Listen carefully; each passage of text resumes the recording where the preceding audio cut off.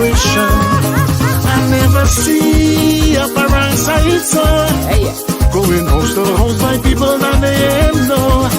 I joined the band in front by Sharon, and when I reached the door, we started singing this one. Merry Christmas, everyone. Peace and love, joy and celebration. Merry Christmas, everyone. Peace and love, joy and celebration. I joined the band not just for Christmas cheer.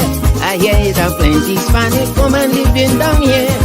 I looking for wife, me and no shame. So I'm moving with the band, playing the game. Merry Christmas, everyone. Peace and love, joy and celebration. Merry Christmas, everyone. Peace and love, joy and celebration. Well, I reach and I'm feeling great. Oh yeah, yeah, what a feast. I full up a plate. Oh yeah, yeah, I go sing some parang. Oh yeah, yeah, and I bring the young. Yeah man, Merry Christmas, everyone.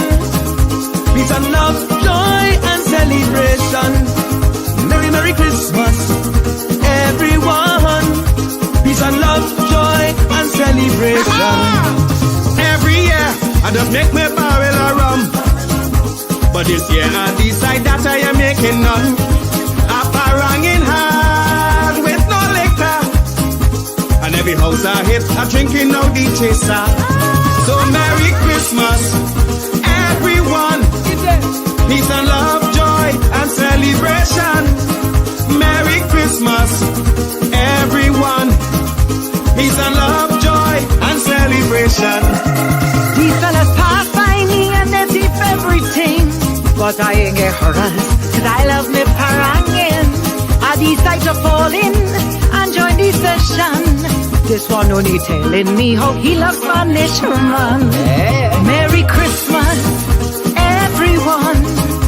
Peace and love, joy and celebration. Merry Christmas, everyone. Peace and love, joy and celebration. I joined the band cause I'm afraid for people to come by me. Cause I ain't clean up yet, I don't want nobody see. My rooms are paint up, my curtains air wash. So I'm going house to house, looking for my paintbrush. Yeah man, Merry Christmas, everyone. Peace and love, joy and celebration. Merry Christmas, everyone. Peace and love, joy and celebration. I was on the corner when the parang band passed. I say I go follow them to get some drinks in my glass. The parang was easy, it wasn't no fuss. And when they strike it up, I join in with the chorus. Merry Christmas, everyone. Peace and love, joy and celebration. Yeah man. Merry Christmas, everyone. Peace and love, joy and celebration. Merry Christmas, everyone. Peace and love, joy and celebration. Merry Christmas, everyone. Peace and love, joy and celebration. Merry Christmas, everyone. Peace and love, joy and celebration. So Merry Christmas, everyone. Peace and love, joy and celebration. Merry Christmas, everyone. Peace and love, joy and celebration. Merry Christmas, everyone. Peace and love, joy and celebration. Merry Christmas, everyone. Peace and love, joy and celebration. Merry Christmas, everyone. Peace and love, joy and celebration.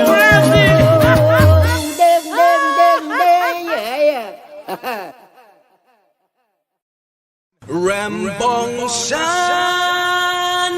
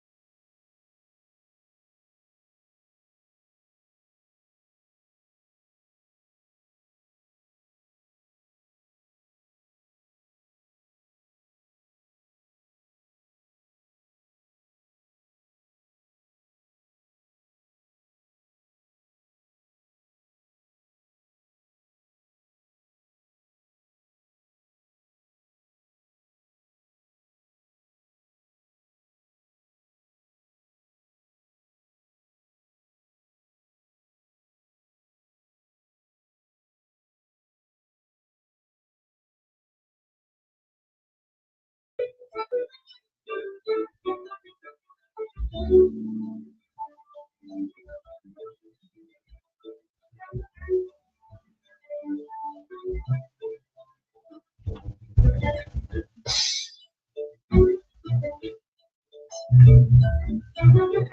love you too.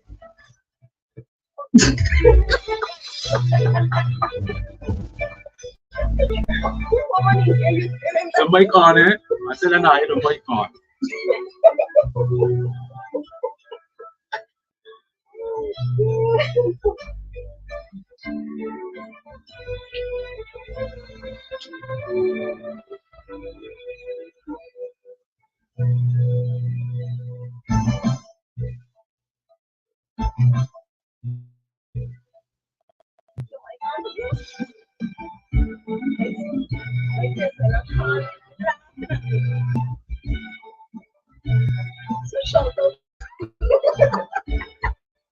Listen.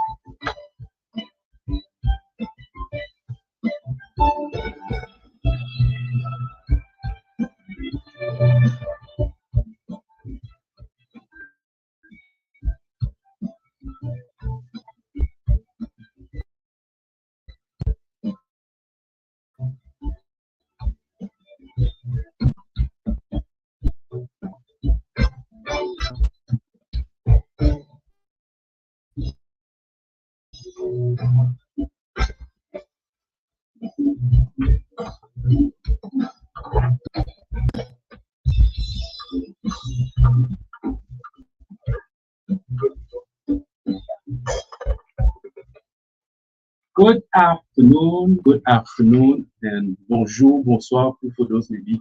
I say bonjour for those maybe overseas, and we don't have the same hours. I don't know. The color what? What they call it in English again? You don't know? So guys, yes, says today's was jeudi pour we don't make it Thursday, you know, and conversation with me, Gerald, and my co-host in the host, and my co-host, Mrs. Janet Guara Gomes. Oh my God. It's the end of the week. It's the end of the week. I have to make sure. It's the end of the week. I have to make sure everything goes right. Okay? So tonight, use Madame Janet Guara Gomes. Okay, use all you this afternoon. And it's full of energy. Yeah, it's the weekend. Weekend almost here.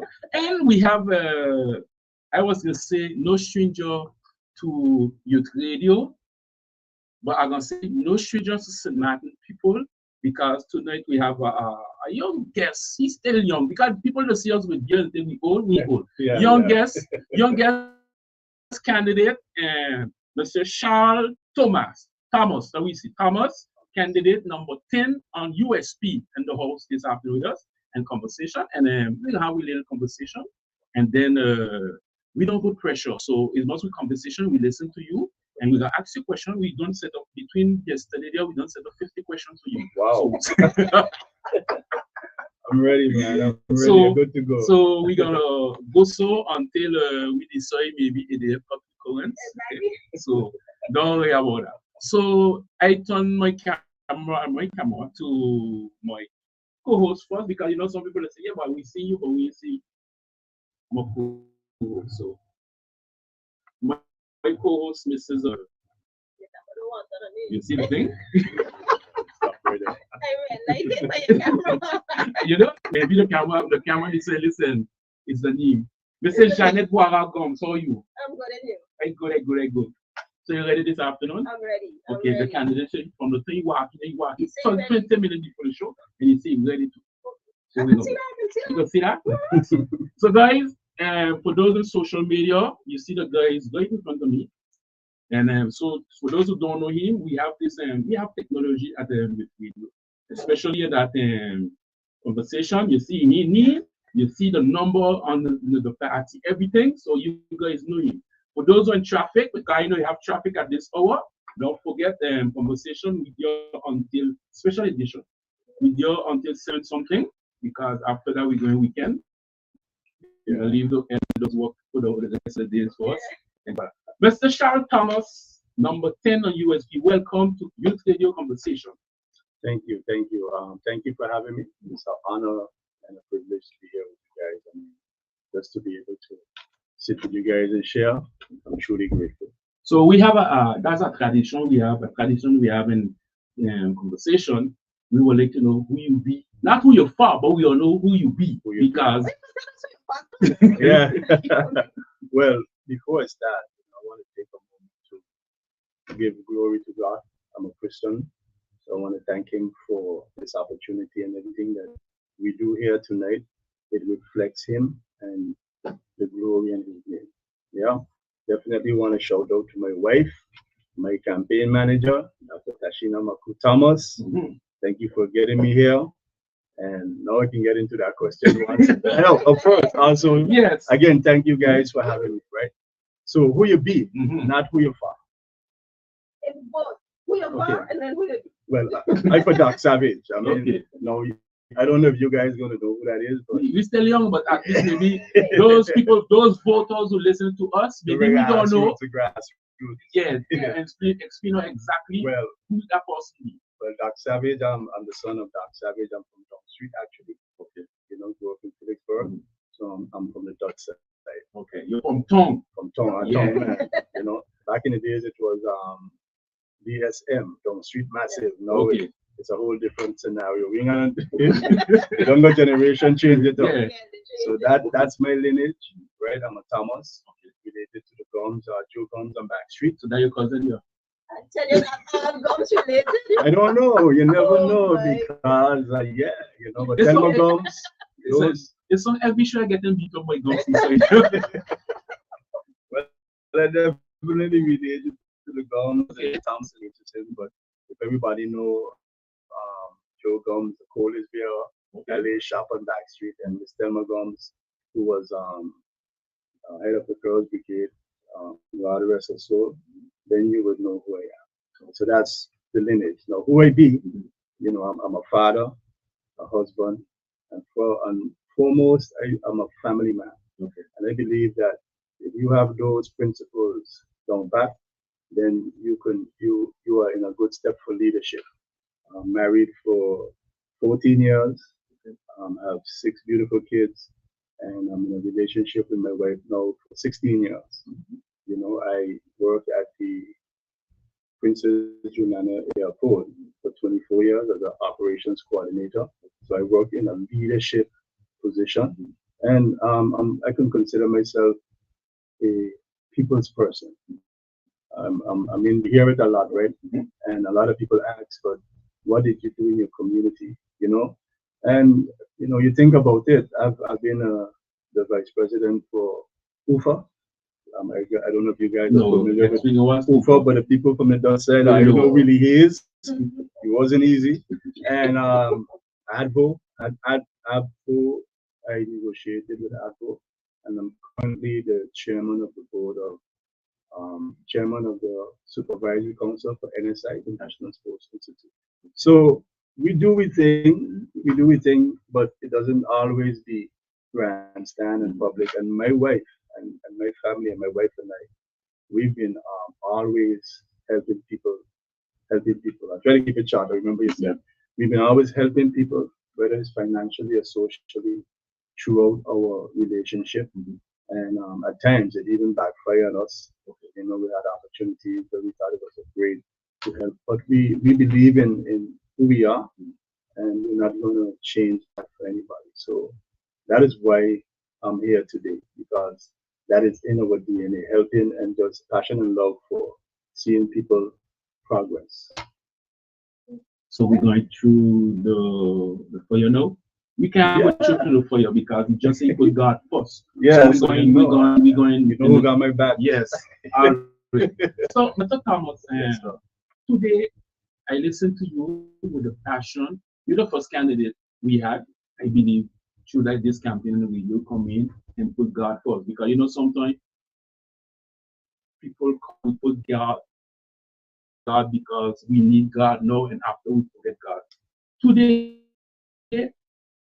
as a God person, why? Sure, of God, he talks about a kingdom. Okay, and the Bible says, "So as it is in heaven, so it is on earth." So there's a kingdom in the structure of heaven, and there's also a kingdom here on earth that requires certain mandates and certain things to be done. So just as God requires his people to reign with him in his kingdom, he also expects his people to take control here in this kingdom, in this realm, to represent him and what his name stands for. So besides wanting to be someone that's an advocate for change and for the progress of the people, I'm also representing the Most High right now as I'm sitting here this evening. Janet, you ready yet? Okay. So USP, we know USP is back in time was a strong party. Today we see you guys come up with this, the circle. So you joined. I don't know if just know you just joined USP or you were back then.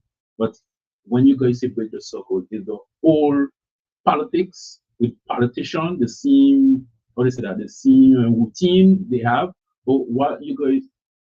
I need to understand within the cycle. The slogan. Well, I'm no stranger to politics, but I'm new to this arena. Okay. So I've been helping a few candidates here and there, and I started out on the board, and I became a candidate.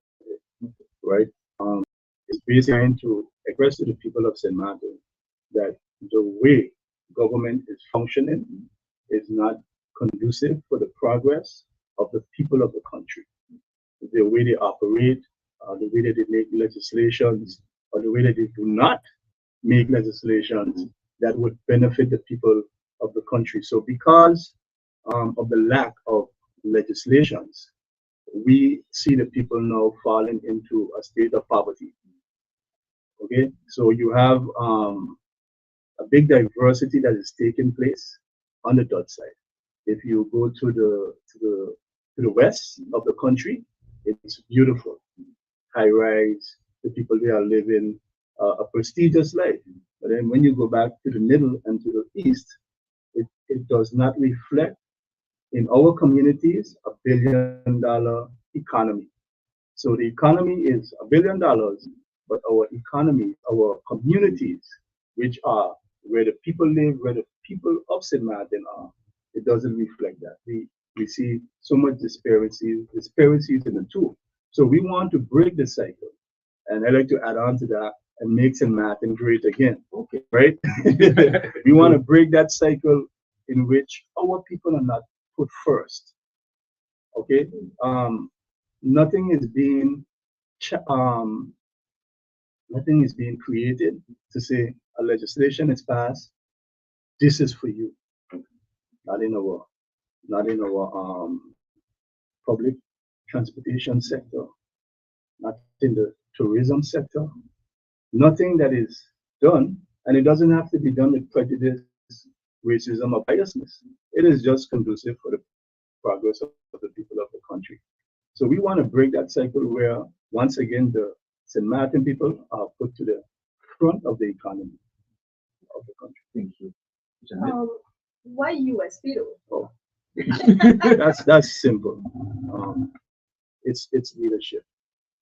The leader of the USP, you guys had her here. I saw the interview. That woman is a humanitarian. She puts people first. Okay. I've had the privilege to work with her and get to know her. Okay, and I followed her career when she was the Minister of DSR, and I was truly, truly impressed with how she stood her ground to the lobbyists. And this is something that most people don't speak about in politics. There are a lot of lobbyists, and we know what lobbyists are, right? These are special interest groups that sway the decision of government for their personal interest, but most of the times it's not in the interest of the people. And she fought against those people. And in those 6 months that she was the Minister of the SR, she passed 3 laws. 3 laws. I was impressed. So when I had the opportunity to work with her, sit with her, it was a no-brainer. And plus, you know, we understand what it is to serve. We understand that the seat of a minister or a parliamentarian empowers that individual. A lot of people speak, when I get in, they're going to do this, as if they have the power and they bring in the power to the ministry. The seat already is a seat of authority. We know how, so we learn how to serve, and we understand what it is to serve. And the leadership, both her husband, and the leader of the party, Mr. Nicholas, Cecil, great leadership, and people who have the country and the people at heart. Janet? So we see actually everybody will talk about young people, everybody will talk minimum wage, and I think you're in a good position to tell us about poverty and the side. So today, today's what?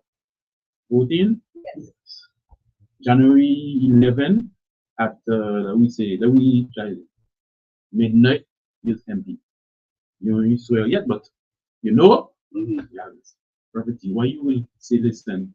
I see what's going on in certain side of the island. Maybe people not maybe yes, they have people after they pay the bill to get to buy groceries or other things they can.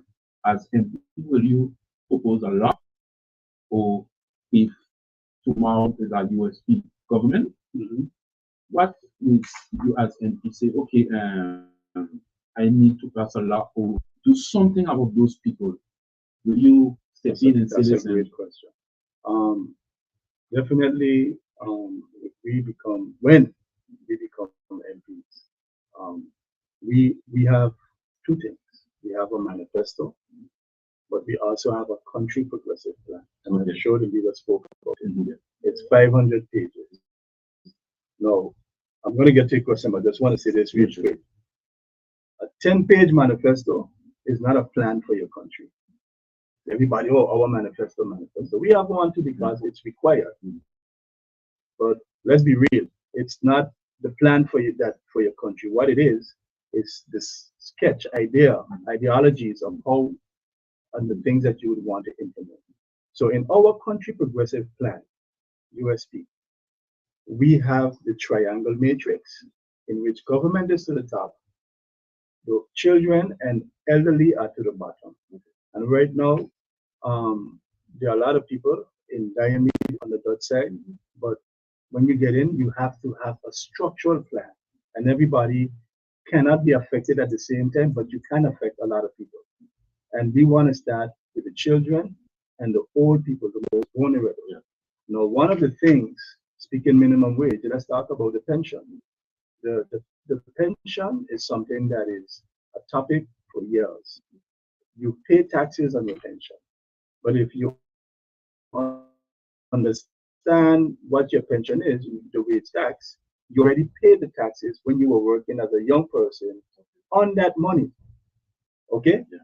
So now you get in your money, you get taxes, just like when you get your vacation pay. Your vacation pay, they take it from your salary and you pay the taxes on it already, but now when you get your vacation pay, you still pay tax again. So one of the things that we have legislated is to give the senior citizens and pensioners tax relief on their salaries. We've heard it been said, we are going in, we have done the numbers, and we have done our research on it. That is one of the first things that we want to have a direct effect on the people when we get into Parliament. But today, when you watch the government, the new the synergical government here,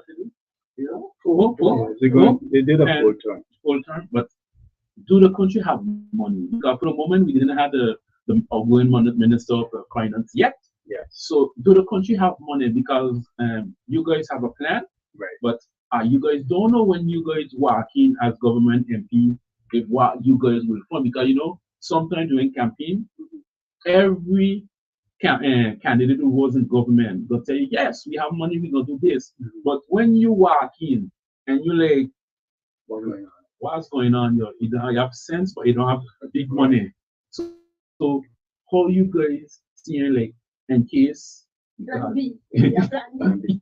So again, we have a plan. Before we can even consider spending any money, we need to understand and do assessment, audit and evaluation on the needs of the people. Now, as a civilian, you have an idea, but when you have now that authority, you have the authority again to go more deeper. You do your audits, you do your surveys and research to understand what the people need, but also to understand before we go into government and say, I'm going to spend on this and spend on that. We have to do an evaluation and an audit on government finances. All government operating companies, and money that goes out, money that comes in. Understand what we're working with. Now, to the second part of your question, does the island have money? We know for a fact that less than 50%, I don't know the exact figure, do not pay taxes until now. Okay? So if we saying that we don't have money, it's because of the lack of execution on tax collection from the private sector. So I believe, Businesses. the private sector, businesses. Do the casinos on the Dutch side pay taxes? Richard Gibson made an attempt years ago. What has been followed up lately? I don't know. We don't hear nothing. So me now as a candidate, again, I'm privy to certain information. I could know, but when I get in for sure, these are the things that we need to look at. So does the Dutch side have enough money to sustain its economy? We believe it can. Once the proper structure is in place and the money is coming in, we believe it can. But first, we believe in investing in industries that turns over money. Let's go, Thomas. Janet. We talk about. I hear you talk about poverty. We just discuss poverty, but of course, we need a population that is able to go in a supermarket, be able to spend, be able to pay rent, be able to do all the different things to survive. What are your plans? What are the legislation you will put in place to create jobs, to revive the job market? Jobs. Yes. Okay. We believe that the people, let's take the tourism sector, for example. The tourism sector right now is below capacity in hotel rooms. One legislation, why not do an evaluation on what is lacking for us to be at our capacity and secure those rooms for our locals. Now, government have to set the platform that those individuals, for example, in Phillipsburg, the property owners can come together and those hotel rooms belong to them through commercial development, structured and quality hotel development.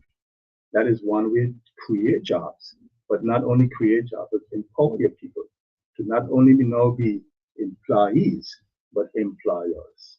Okay? Now, we also believe in agriculture. We've been singing that song for years. Ms. Gordon have been singing that song. She even went as far as having a plantation on the French side in Friday. Okay? Agriculture turns over money and it also produces jobs. But the main thing for me, one of something that is dear to me, is our ecosystem and our environment. Our great salt pond. If we protect our great salt pond, and you see my flyer is protect our great salt pond by putting a structure in place to protect it. But it's not too late. It's not too late. Okay. It's not too late. Putting rules in place, no dumping. No more dumping is illegal. Dumping is illegal. Filling is illegal, and fines and penalties for anyone violating those ordinances, those rules. That creates jobs because now you have to build what we want to do, I don't want to go to deep, but what we want to do is protect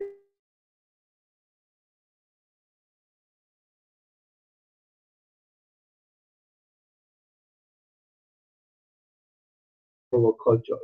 It breaks the old people's hearts when you take them from the old people home and they're taking a drive around, and to see today what has become of our great salt pan, one of the biggest salt pans in the Caribbean, and we just disregard it. So today, because when I watch you guys and you guys saw it and we saw it, I have to make it different because you guys always that this heritage. But today, how to protect? Because we see the world take over like every country, every small island. And today, when you watch St. Martin heritage culture, how I will not say to save it, but to make sure like those who come in after us. I'm not saying you guys, but we more younger, those come. We try to maintain what we know, but those who come in, those who actually in school, primary school, how to teach them that culture, how to education reform. Okay, St. Martin history, right, needs to be implemented more in our schools. Okay, I think some is, but we need to reform it where the culture and heritage are explained and become a major factor in our children's education. So when we take a project of protecting and the Great Salt Pond, and we now instituted in school, it's cohesive, it's all inclusive. The children understand what's happening, they get the history of the salt pond, and now they see a government that is coming in, a party, a group of individuals, professionals that wants to preserve and protect it. What can become of it after we protect it in the future? We will see. But we will keep the sewage and the silt and the mud from entering into that section of the Great Salt Pond and divert everything else into the freshwater pond. That is something that's really passionate to me about, and it will create jobs. And you might ask, before you ask, where's the money going to come from? There's funding for it. Once you have natural resources, and you're going to protect them, we can apply for funding for those types of things. Why are we not doing these things? Well, Janet? Yes. So this is a heavy weight on people's hearts on the outside, especially, and I see you have employment, so it falls right into your what you are fighting for, and the dump. We talk about the salt pond, we talk about agriculture, but I saw and the health issues that the dump brings towards the St. Martin people. That is part of our plan. Now, it's sad what has taken place, especially when you see people pop a few pictures of back in the 60s of the salt pond. It just breaks your heart, right? But our reality is what it is, and we have to deal with it. So we have to understand that we have now 2 major dumps and 1 small one. Actually, we have 3. Okay, because of being unsupervised, maybe not structured. I don't know how or why it was allowed to happen. But behind dump number 1 on the Ring Road, if you take a drive behind there, it's another dump. And there are some companies operating behind there, but it's another dump. People dump waste, cement, it's becoming another dump. And we are not protecting our environment, right? No, the dump has become a hazard, but it has also become a asset. How can we maximize and take this advantage and use it to our advantage? People mine landfills for gases. I think it's gases, methane gas or a gas that you get from, and it's widely sold. So that is another means of income. So it's all about negotiation and having the right structure in place to have that done. So once you negotiate, now income is being generated. Okay, now we know that we do not have the capacity in St. Martin to do it. So of course it's going to be the sources has to be brought in to do it, but under conditions that it benefits the people of the country. And with that conditions, we can start the process of eradicating number 2. Okay, so we don't want to mine that one. In our vision, while that is being mined, dump number 2 is being eradicated. Okay, the dump is going to be relocated. We already have a area that we see in sight to put the incinerator. Okay. Okay, and we already have plans where we're going to relocate the fill on dump number 2 to create more land mass in order for us to do other productions. We have answered for all the other questions. No? You see, he was ready. Yeah, let's go. Let's go. Mike, I have another question pertaining to it. You see that the front side is doing it a little more. I don't know about that side, but can you tell me what are your plans for recycling? Because it falls hand in hand with all the ways that we are producing. One individual in a household is producing a lot of waste. Right. So, what is the plan for recycling? The recycling plan is a basic plan. It's standard across the board, right? Once we can get into the incinerator and we are in the position to execute, for sure, we're going to get into recycling. Because, but you know, incinerator just destroys everything, right? So if recycling can be something that is financially beneficial for us and not the other way around, it becomes an expense, then we definitely look into it. Okay. Because, yeah, definitely it as we move forward in the process, right? Because the incinerator, like I said, it takes everything, brings it to nothing. So if we say, okay, the plastics, we want to recycle them for environmental purposes, then of course we would take the necessary steps, get in contact with the necessary stakeholders. I believe there's a few companies that does recycling on the Dutch side, and we see now how we can really make it more efficient, because it's not efficient. But you? I'm still on recycling. Okay. But that would be recycling. You talk about it on like a one phase where I guess whoever's managing the dump will have to do the recycling part. But what about the population getting involved in the recycling process? But in order to get even to the dump, the whole process has to be brought to the population. They have to be educated about it. Again, the color coding, bins, and we have to get it in their heads. Talk about it a lot, educate them. Just keep pushing it and bringing it so that the culture could change. Because the culture is everything together in the bin. Mm-hmm. It's going to be a hard change. Even if you go and you put different color bins, it won't guarantee that people will adhere to that immediately.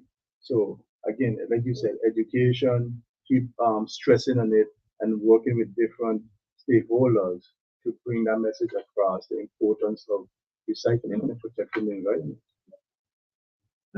But okay, so I still in the January 11 at, let me say, midnight, you're a future MP. You guys don't know yet which party, maybe the leader, what she say. They don't have an either, but we're going to lead up our government with USP.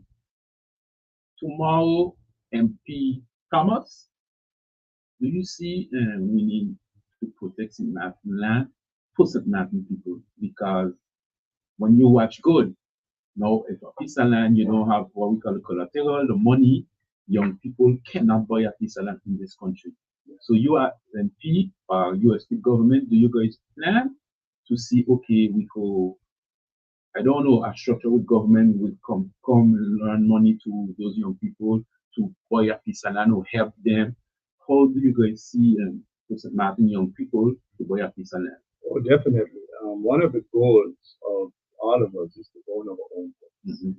You know, and I know for a fact the goal of those abroad is to come home and build your home and live, have a livelihood that's good, you know, middle class or upper middle class type of life.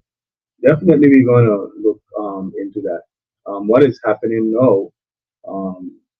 If you look on the dot side, and again, when I said in the beginning, the economy doesn't reflect the neighborhoods, right? In order to sell certain pieces of land, if you have a family that have land and they want to sell for commercial purposes, the land has to be structured. Roads, infrastructure has to be in, light and water, light poles, everything. That is expensive.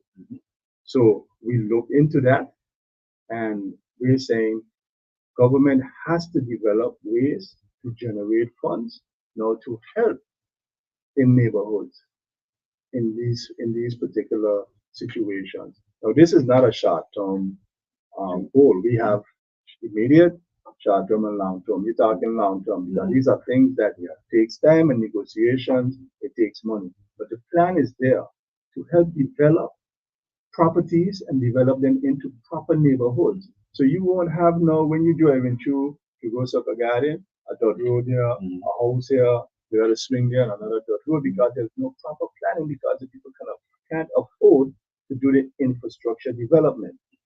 Why can't we, as a government for the people, take that into consideration to develop the people's property for them? Government now in return will have what they negotiate with the property owners. Now you can sell land to individuals coming home. The people won't have an issue to have their properties sold because the proper infrastructure was put in place. That is something that we are definitely looking into, and we definitely like to take into consideration once we start making the money generate for the country. What is USP stand on health?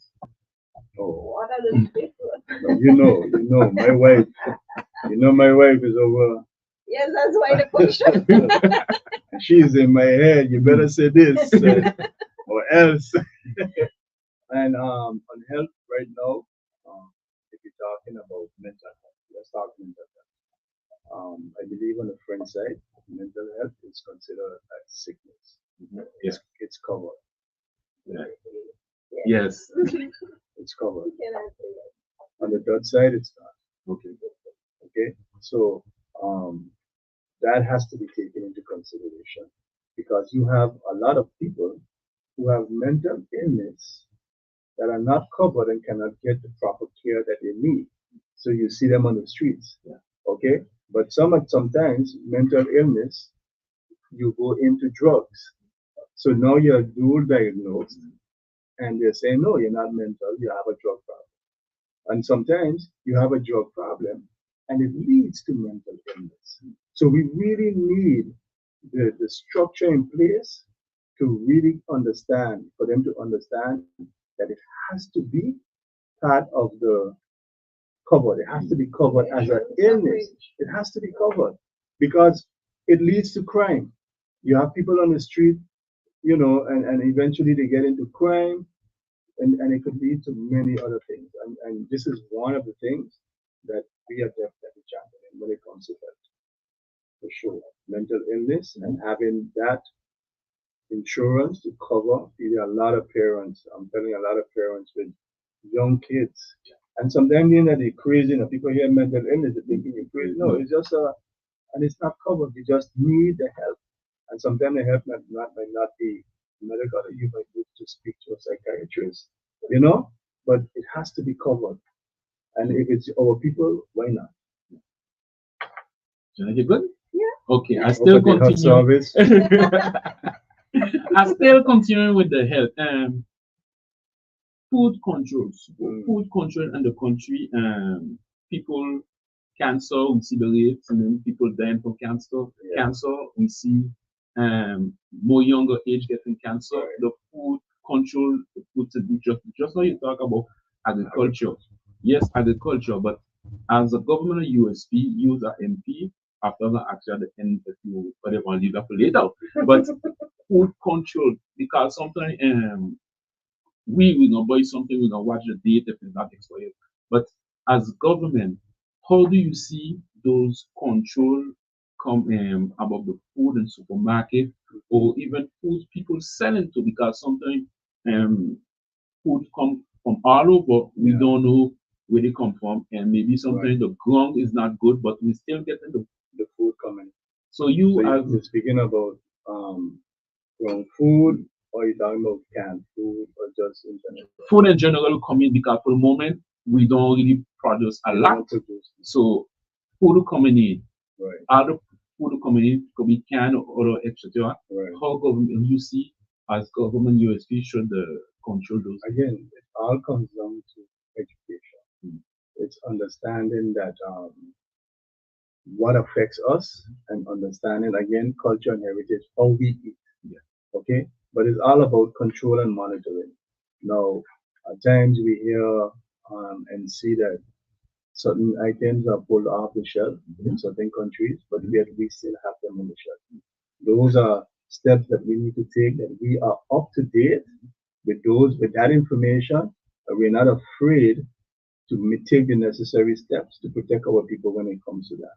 Now, when it comes to the import of food, we definitely can be prejudiced, and we don't want to micromanage the private sector to the extent where they cannot operate. But the government has to build now awareness. Okay, so we can't say we shut down KFC or any other fast food chains, but we can build awareness of the implementations, the impact those foods could have on the human body. Okay, now until we start our agriculture program, where we know how we are producing certain foods, then we could do the legislations to say we're protecting the market now for the foods that we grow. And we know for a fact that these foods are healthy. So, Janet, good? Yeah. Okay. I could continue? Yes. Okay. We talk about food, we talk about health and sport. Sports, no, because we see we have a lot of athletes outside doing super good job representing the country, but those athletes when they perform outside, sometimes for the clubs is money, sponsors, and they come out to show on the map where the country is. And when it comes to sport, do you see the actual government do enough for the athletes and clubs, or you find we could do better than that? Okay. So I'm not sure how the listening audience is going to take, but for me, I mentioned that I am the chairman of the board for the National Sports Institute, so I'm privy to a lot of information. And when it comes to sports, there's a lot that I can say, but out of integrity, respect and honor for the Minister of Sports, because I'm here in the capacity of a candidate. Okay. And in direct. Okay, no problem. So because I'm in that role, I think that speaking about sports, no problem. I would prefer to refrain out of respect and honor for the Minister of Sports right now. No problem. Yeah. Janet? I'm sorry. No problem. We understand. Any question? Or I could go. You can go. Okay. For those in traffic, because I know at that hour we still have traffic both sides. How do you see government, a USP government, you as MP? I don't know, I'm going to ask you later at the end of the show, but how is that traffic problem? Because we put runabout there, we put crossway there, we put this there, we put that one there, maybe we might need a road to pass over now. So you as MP with our USP government, how you guys see that traffic problem being resolved? Yeah. Okay. So of course, one of the things that we spoke about is understanding that our roundabouts, although the markings are correct, it's not user friendly. Okay. A lot of the congestion in roads is because people misuse the markings and the lanes and cause bottlenecks, right? Now, it cause bottlenecks there, but of course, for example, if we take the roundabout here in Kobe, the one when you come from coming from the French side, okay, people tend to use the inner lane to go to Phillipsburg, and out of courtesy, we leave the outer lane open for the people making a right turn to go to the causeway. Yeah. What you get is people go into the outer lane, and that causes a big confusion. We've had several incidences at those roundabouts. One of the proposals that we want to make is to restructure the roundabout without moving an inch of asphalt, just paint. Okay.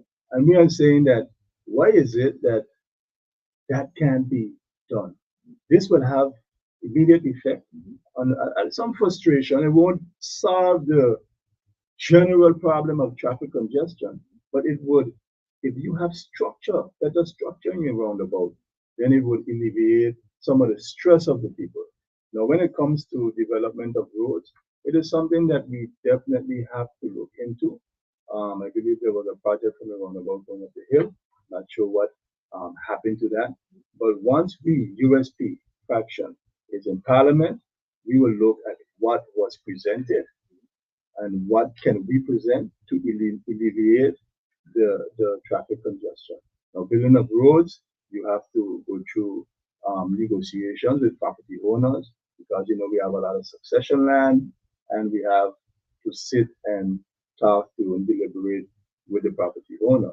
But in my head, as a child, I remember, I believe it was, I can't remember which government, but for a period of time during the busy season, they rerouted the road that everybody go one direction. Okay. And that alleviated the traffic so much. So why aren't we trying to make do with what we have until we can do better by implementing certain things? So 6 months into the year, we have the road change so that when the season comes, everybody's familiar with it. Everybody goes one way, and then you have no controls on the buses are stopping in the middle of the road. I from today. That's not from today. No. That's not that from is, today. those are the things that have to USP back. So urgent. We're not desperate. Huh? And when you could tell people who desperate to get in, that there are a lot of desperation out there, but we have a sense of urgency to be in Parliament, to make legislations and to present amendments to make certain things happen in our society that can alleviate the stress of the people. And is a stepping stone. And as we continually take in action, we keep moving. But nothing seems to be moving. So I was going to call you MP Thomas, but anyway. That sounds great. That sounds great. Tomorrow as MP, we know when the Dutch government in Holland come in, trust fund, every MP had a say. Today, tomorrow is an MP. What would be your view about the Dutch telling your government what to do, who to place there, how to function? If you guys don't do that, you're not getting trust fund. How do you guys see, or you as an MP, see how to work? Do you will say, okay, the Dutch have the limits and we have the limits, and let's work together? Or listen, this is my country, I work so, but the Dutch gonna tell you, I bring in the money. So you as MP, how do you see this? So if you understand, majority of the times, they use money to enforce their laws upon us, right? And this is why the USP party is saying, let's not be a one-pillar economy. There are several pillars that we could look into to generate money into this country that we are already a billion-dollar economy, okay? But apparently it's only the private sector. I mean, the public sector can't seem to be a billion, doesn't seem to get none of that money. Let us look into different industries that we could start to generate money, that when it comes to them now using money as a con to get their will on us, we can say, hey, we have our money. We are taking steps to become self-sustainable.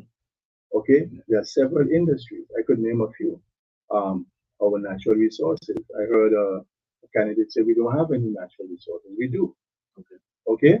Our public transportation. I mean, agriculture. Okay. We talk about sports tourism. I mean, let's talk about education tourism. Can I elaborate on that? I would love to. Yes, you can. We wanted to build Pearl of China. Okay, but we have to understand that our economy on the Dutch side and the French side requires a certain amount of people to keep the economy stimulated. Yeah. So we try to do it with tourists. We have the tourists coming in to stimulate the economy. Why not do a university, one of the major universities out there, invite them to come in to St. Martin, and that same location you wanted to give Pearl of China, China Palace. China Palace is a restaurant, right? Why not offer them that? What it would do is generate a steady stream of people yearly. And now we have the opportunity to have jobs for our people there and for our children to go to school there. The site is a position and a place that nobody will refuse. But somebody will listen to it will say, but you have the university. In collaboration with the university. Let me explain something about the United St. Martin's People Party. We just don't do things on our own. We sit with all the relevant stakeholders and we have a discussion. We lay out our ideas and say, this is the direction, this is the vision we have for the country.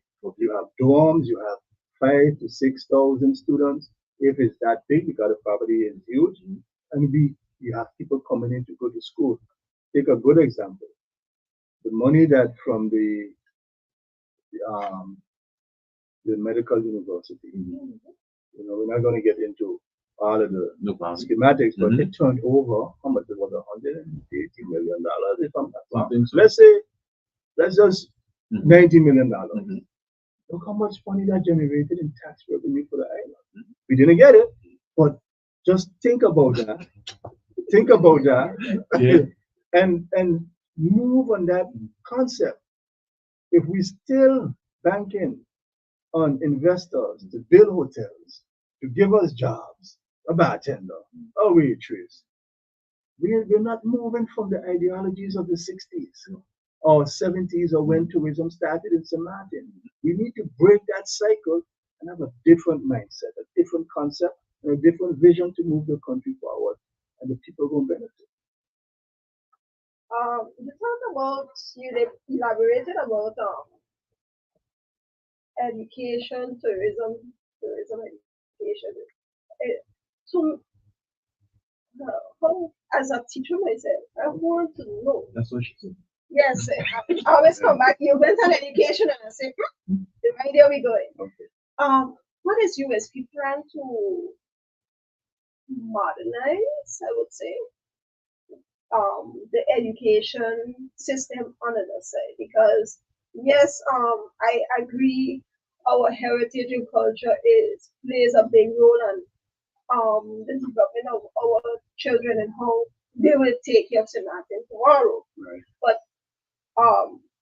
we need to go with time also, and we see that the things that are taught now is no longer working for how the 21st century. Right. So, what are the things? Maybe the curriculum. I don't know how you would put it, but what are the things that USP planning, but like a modern something for to reform education? Reform education. Again, First, we have to take a look at what we have and is it working? Like you said, in your suggestion, it's not working. Okay, but we went from one system and then we took another educational system, but we find out now that the first system was better. Okay, so we need to reform it back to a way where it benefits our people. For example, um, the party itself, we have education reform, and it's a broad topic. So we cannot narrow it down with one or two um, statements here. But I would say, from my perspective, personally, um, one of the things that I had a conversation with the leader with is homing in on the skills of a child and nurturing that skill from a young age. Okay, seeing what the country needs. Okay, because we have a lot of psychologists. No, we didn't have any much, but now we have a lot of psychologists, but we don't have much psychiatry. So if we know that that is an area that we lack, let us home in on specific children that has the tendencies to take it serious and not fall out in the future and groom them into it. They get their regular classes, the more Christopher Columbus, but Swaliga, right? They get their regular classes, and then but they also get a level of competencies in that education to start to build their minds. And you can do that with many other careers, carpentry, architecture. Let's start building our children into from a young age. And that is something that, as an MP, with my fraction, I would propose and speak about. But it's a broad-based thing, and you also have to consider, and you're always going to hear me say that, sitting with the stakeholders, sitting with the teachers. We might have our ideas, but we need to sit with the teachers. We need to sit with the educators, the principals, and let's come up with this together. It's not just, I'm an NP now, so what I say goes. No. We're reaching out to the community, we're doing town hall meetings, and let's sit and find the right solution together, because we cannot do nothing without the population and the people of the country. Question, just this question. Today, when you watch the police force, detective, all police force, as a candidate for the number 10 for USB, do you feel the Martin police force working in good condition? And do you feel, we know they had a payment problem? Right. And as MP, future MP, how do you see the St. Martin police force? Because the force working on the country, because you have certain things that happen in the country. The police will say this, and we cannot do this because the law, and we can't do this because we don't have no law about this. You, as a future MP, how do you see the new, the new police force under USP government? Okay, definitely. The situation concerning their salaries, okay, that's financial. Again, if you start to govern, you have to do your analysis and understand your finances. But now you understand the needs of the people. So now you're going to work with your finances to meet those needs. But sometimes those needs may require a time for you to generate funds in order to meet those needs. We believe that the people on the front line, and I had this conversation with my wife today, they need to be paid properly. Okay? But they also need help, because the police force, for example, they can't be at every turn to see every infraction of any laws that was breaking. So what we want to do is supplement that with a nationwide monitoring system. Okay, so you now coming from Friendside, okay, you want to go straight, but you're going to make that right turn and drive through the pedestrian crossing and go into the gas station. Your picture is taken. Okay, you receive that information in the mail, right? You get it in the mail, you have a bill. Okay, it comes to your address, You don't get it? You're not at that address. So now we getting information now. The bailiff come to deliver you a letter. You still don't show up, it goes to courts. Now you're in issues with the law. Okay. It relieves the police from having to be everywhere, but it also assists them. Now, if there's a situation, they can get called and say, go to that situation. Now they can focus more on more pressing issues, right? But when it comes to their finances, if we as a government do not start creating and generating revenues within with our different industries, okay? And I'm going to give you another one, a natural resource. What is the number 2 commodity in the world next to gold? I don't know.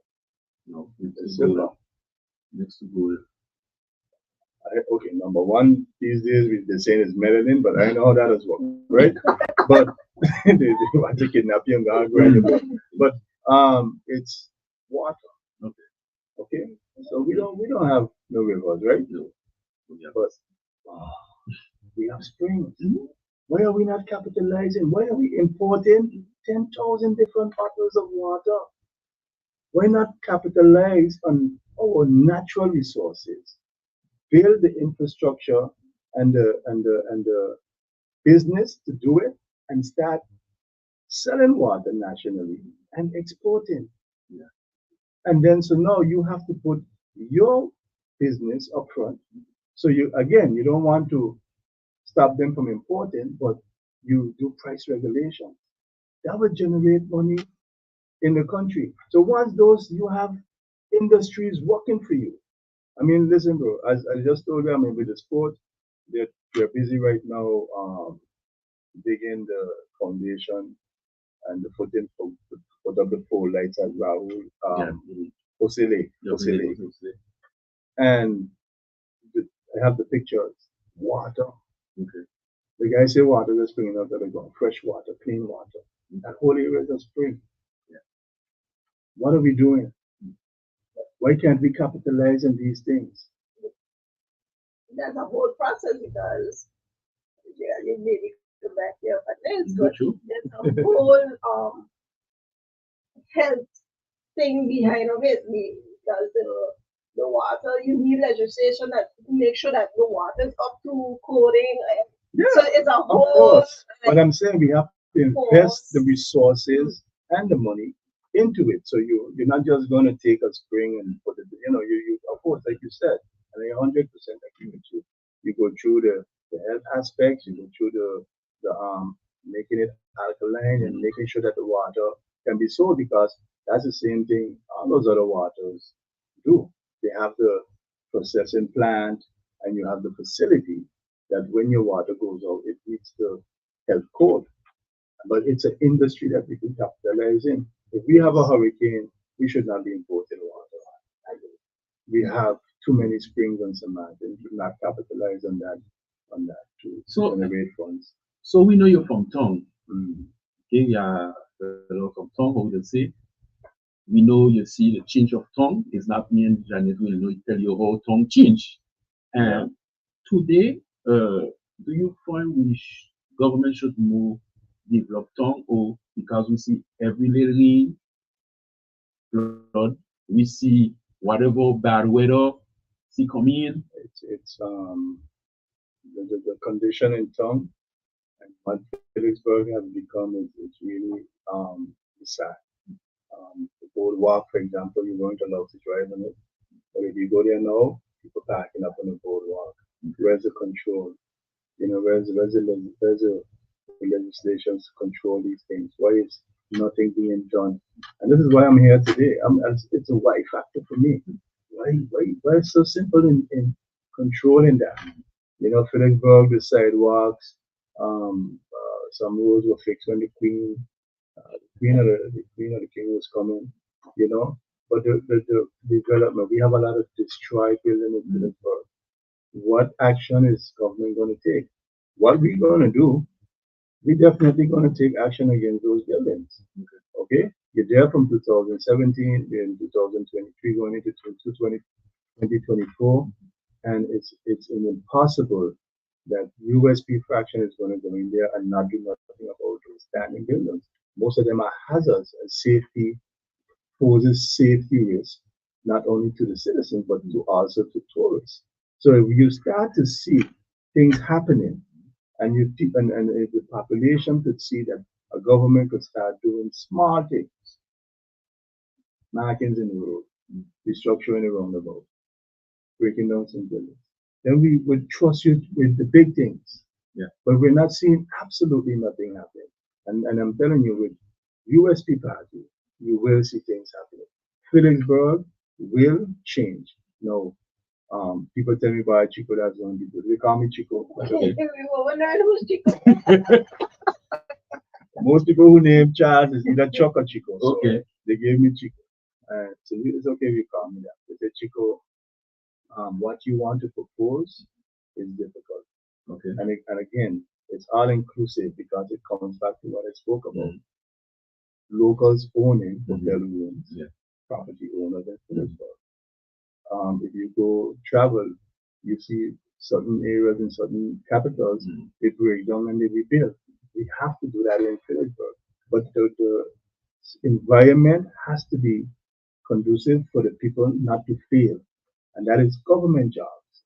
Okay, we're not the one that's supposed to be building apartment complexes. We're public sector, private sector, but we have to set the stage, the platform, okay, for locals to do it, property owners in Phillipsburg to do it with minimum risk to losing their property.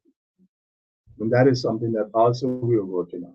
Just now we talk about agriculture. I want to go in the field because I speak the truth. When before we reach to agriculture, right? It's not agriculture. Yeah, it's part of agriculture, but it's about food. So let's go. As you talk about the buildings and town and everything, and many years ago I did a training on with someone who talked about infrastructures on the good side compared to the friend side, and will there be legislations in place where when you give a building permit that they respect the Caribbean style of building, or we want it to, do you have like for instance a vision of what town's supposed to look like, or we want it to have American style? Because so far we just seen concrete, and town lose a lot of the buildings like how we have in America, the old buildings and maybe break it apart, but that Caribbean old time touch. So are you planning on like you talk about culture, heritage and everything, maybe put it in place as members of parliament I don't know building ordinance that incorporate yes, that they have to respect that certain structure, maybe the windows have to be a certain way, or I don't know. Yeah. But we definitely want to encourage any development that it definitely incorporates the landscape, the cultural landscape of the country. We would definitely want to see that. Like you said, what you're seeing now, excuse me, what you're seeing now is a lot of buildings that are being developed do not reflect that in Phillipsburg in comparison to the French side, right? But we definitely would encourage it. We definitely would encourage it. Can we make it mandatory?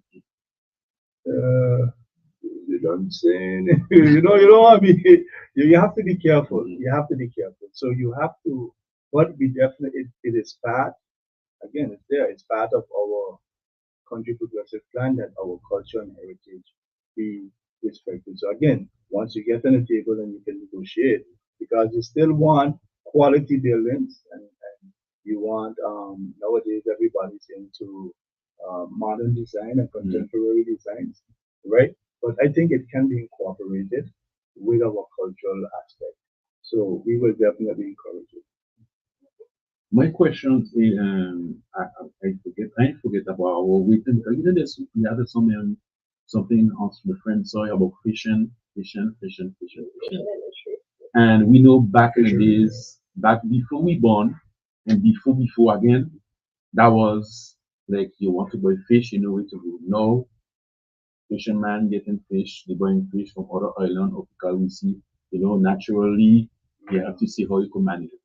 As a USP government, how do you see the fisherman industry, fishery industry, and the country? Because we have to eat fish. Again, like I said before, let's look at the industries that can generate money for the economy, but also help and have a direct impact, an immediate impact into people's lives. And I believe that that is one of the industries that could do so even quicker than agriculture. If you go fish, one time. So if you invest into that, training individuals, getting the proper um, certifications and stuff like that, and having the people have their boats and stuff. That's an industry that we have to dive into.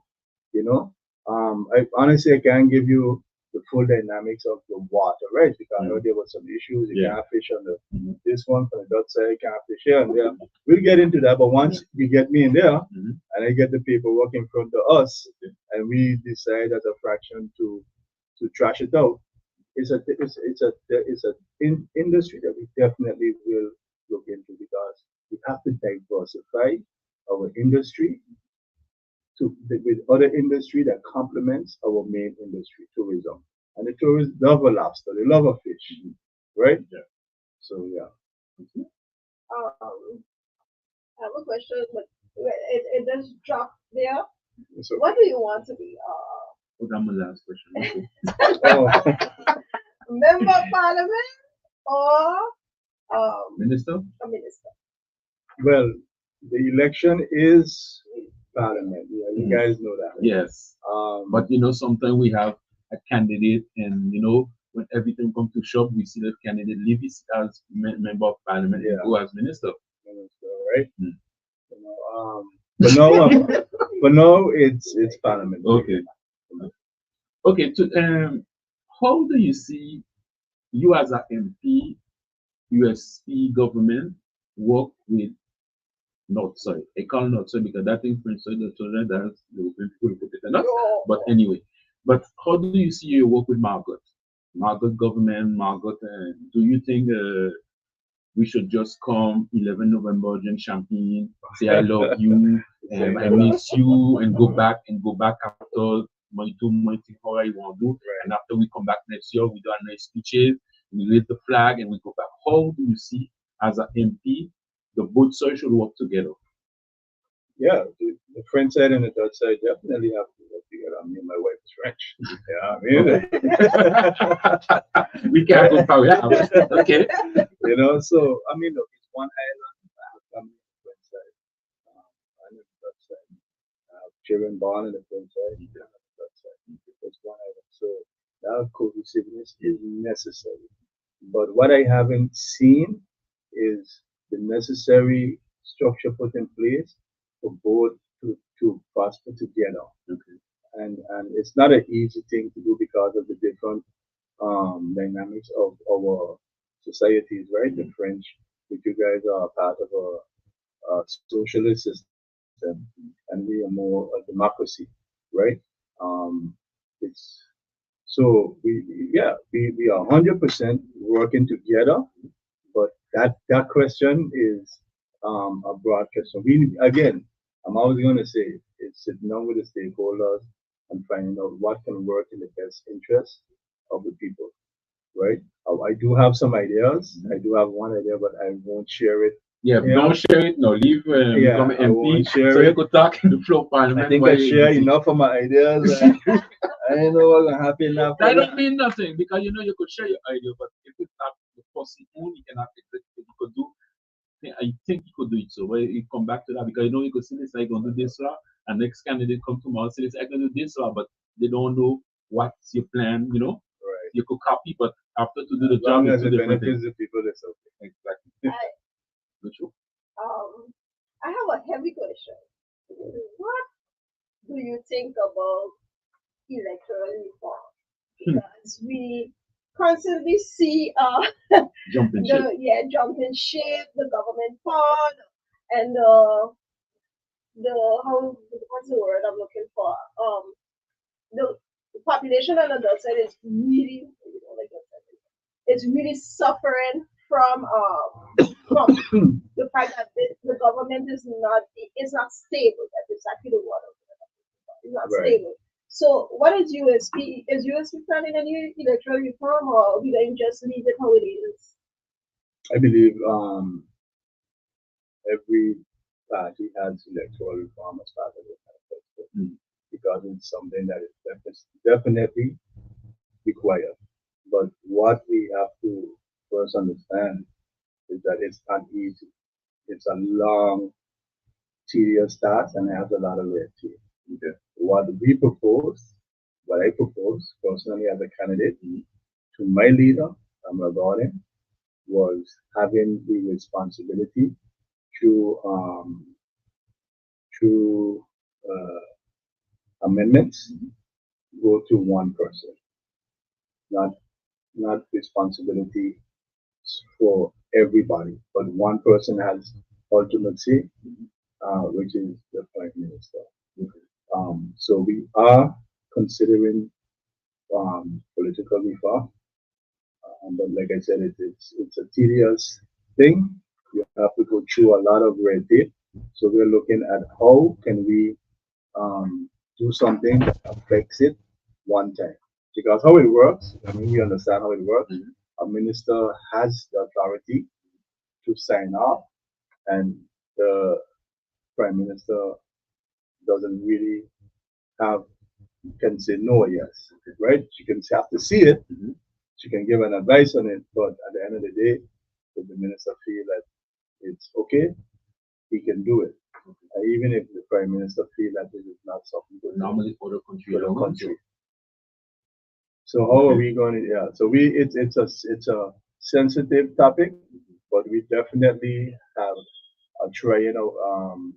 have things in place to tackle it. Now, those things you have to have a team. You have to have a team, and it requires experts in the field, lawyers, and one thing I can proudly say here today, because USP Party has 19 laws ready to discuss once we get in. Over the years that Ms. Kamala Gordon was out of government, I think she was in there in 2016, I believe, right? Because she wasn't in there for the hurricane. And she worked on those laws with her team. So when people speak about laws, oh, I have this law and I have that law. You created a law in 2 months. Law takes time because then when you get these rush laws, you have a lot of loopholes. But these laws now that we have been leaders been working on for all these years with lawyers, I would guarantee 95, 99% of the basis has been covered. So we're definitely looking into it with our team to see how we can affect that change and see what impact it will have on integrity and on lobbying. Okay, but that is a big factor in our politics on the side, where it goes to one person, but we still have to evaluate it to make sure that we have the right person in charge and what could be the consequences and the outcome. It's a serious topic. It's broad. Janet, before last question. 7:30. Yeah. So you said you have children, right? So the marathon is for them, not for you anymore, I would say, but Right. for them. Not for us. Not for no. What is your vision for St. Martin? This is something that I speak about even before I ever considered taking part in politics. I look at our economy, I look at our society. If you I went to Guadeloupe and I saw a lot of old people, a lot of elderly people, not to make it sound bad, elderly people, yeah, right? St. Martin is a society of a lot of young people, but business or the economy is not developed around them, you know. So what I would definitely want to suggest is proper land management, that we could develop a society that includes them, you know, because we did in hotels, we did in casinos. What about businesses that gives our young people not only employment, but something to do, you know? We need to diverse our business, the private sector, to accommodate not just the tourists, but the people of the country also. And that includes children. Now people say children don't work. Children spend a lot of money because their parents give them the money. And that's another part of our sector that we're not taking advantage of. Because the people that leads the private sector on the drug side are not local. Okay, they're not thinking about the children. They're thinking one way. So government now has to open up their eyes, sit with them and say, hey, listen, we need a different direction and a different approach in the development of the country, and especially the private sector. Voila. Mr. Thomas, why St. Martin people should vote for you January 11th? That's my before last question before I tell you bye, you know. But that's my last question. That is a question. I have my book here, and that's a question. I wrote it down. I listened to other candidates. They gave their CV, they gave their job description, what all they did. You know, I would say vote for me or anybody on the USP party for two things.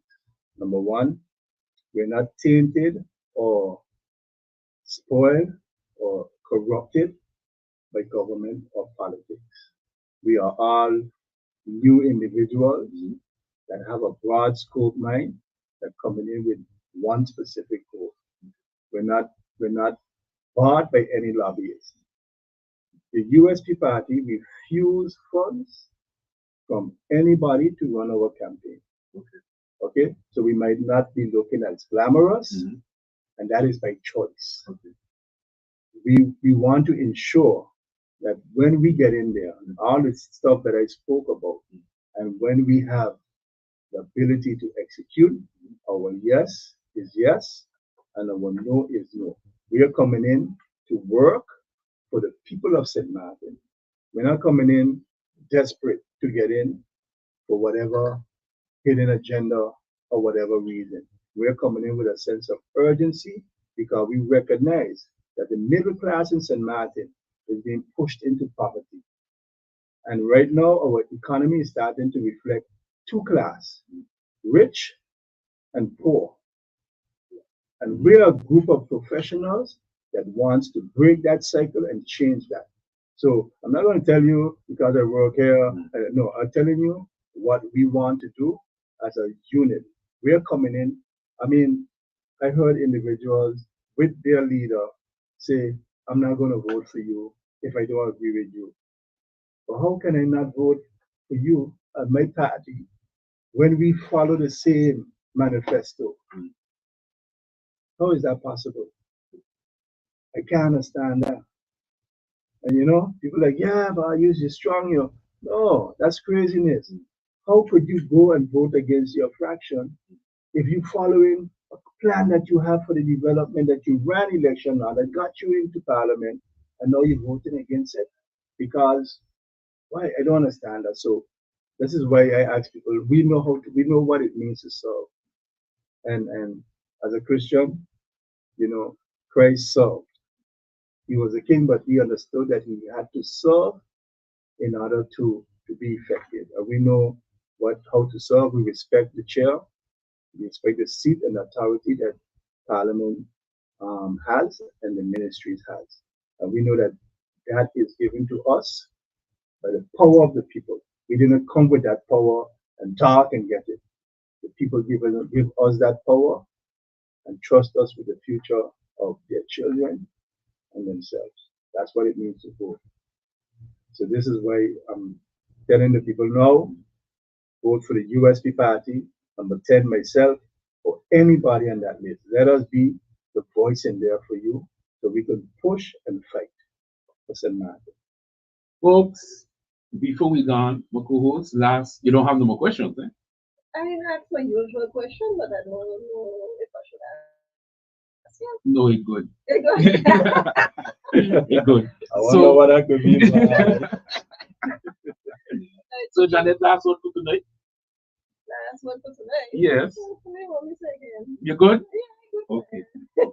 The guests were good? The guest was great. He said what he had to say. He was ready. And yeah, I hope he come back so we could. Sometimes I say, even more. so it's like a chance they don't have second round in this election. Yeah, we're going to be coming back. So guys, This this was Mr. Charles Thomas, candidate number 10 from the USP party. Don't forget, election is January 11th, and I believe all the polls in the start to open 8 o'clock, if I'm not mistaken. And come up, you see, we make sure we pressure the candidates, but make sure he know where he going, what kind of pressure we get in parliament, because sometimes they will put the whole pressure on them. But don't forget, come out and listen to them, and I always say, don't get fooled. The fridge, you could have bought your fridge long time, you could have bought your stove long time. Don't leave nobody buy you with a fridge or a stove. So guys, be safe in the road, okay? Be safe. Don't do no nonsense, Come up, listen to the candidates, and hey, be safe. And election is there. If I don't agree with actual government, I know they have come up massively. If you want, after don't come and call sandbox, come by we say I ain't agree with this one, I ain't agree with this one. You guys had the choice. So tonight we had USP in the house with candidate number 10, and he say what he had to say. He explained how he see vision as an MP, and we and my co-host only wish him the best for this election. And we hope when he come as MP, he will come back and tell us that's the work I'm doing. This is the laws I want to pass. We don't want to hear laws. I pass a lot of laws, and St. Martin people say suffering. So St. Martin people, I believe tomorrow could be bright for us. So listen to the candidate. Don't get fooled. Don't make sure nobody buy you, because I always say the same thing with boy we saw it. People don't eat ham and turkey only for Christmas. The rest of the year they don't eat. So guys, be safe. Normally after me is Backbone with the Mr. Griot. He gonna beat me up, Mr. Tula. Normally Backbone. So guys, see me next week, Mardi. Tuesday. Yes, Tuesday, with the president of the collectivity. So we're gonna talk about that. It's only me. So guys, don't forget. See you guys. Be safe. Thanks to the candidate of USP who was in the house. And before I go, I have to say thanks to the manager. He have a good manager. Yes, a very good A good manager. Right? The manager knows herself. Yeah. Fair, Thank folks. you for having me. And no Bronx sack. Okay. Bye.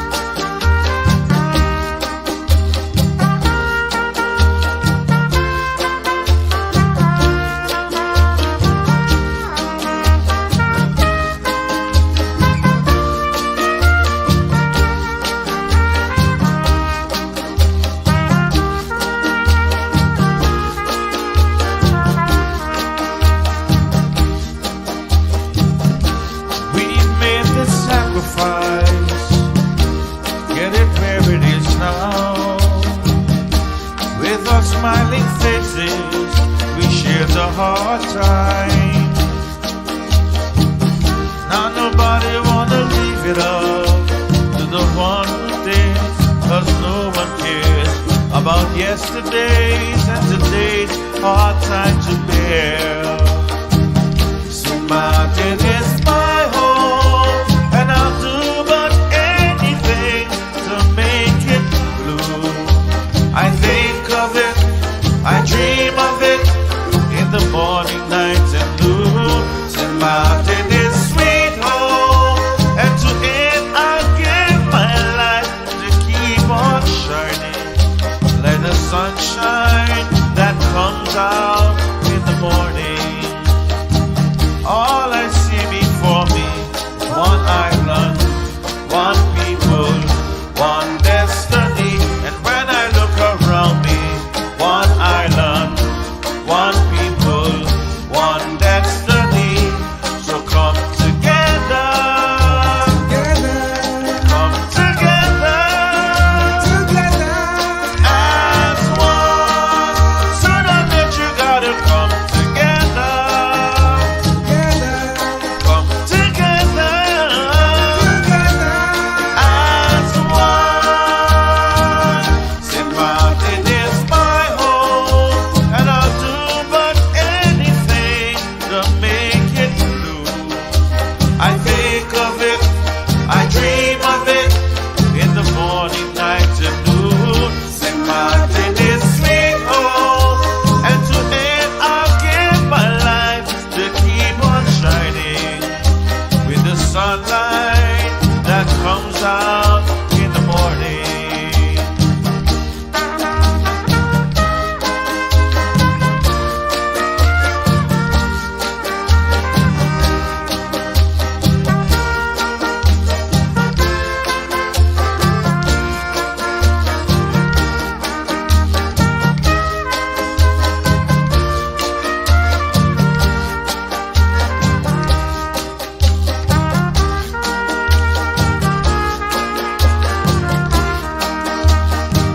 All I see before me is one island, one people, one destiny. And when I look around me, it's one island, one people, one destiny. So come to